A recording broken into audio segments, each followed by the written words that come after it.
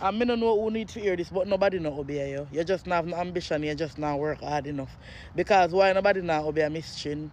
You just overuse the word too much. Nobody no business with you. You not have no motion. You not do nothing for yourself. You not do nothing constructive. But people that really left decent people if you go obey and come obey you for. What the benefit? What the gain? What them a try stop for you? Nothing, because you already not do nothing.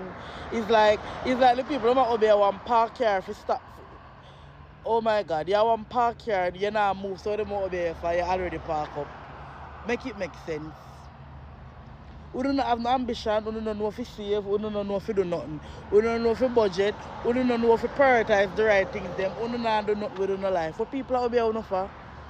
Come man, get it together, wrap it up. I do one video similar to this already, you know, but I have to do it again. Nobody now obey on. We don't love talk about people are well down, people are doing this bad energy, bad spirit, when literally you get up every day and sit down on the corner. What world do you need more than that? You already are well on yourself though. What do you mean? Come on, get it together, wrap it up.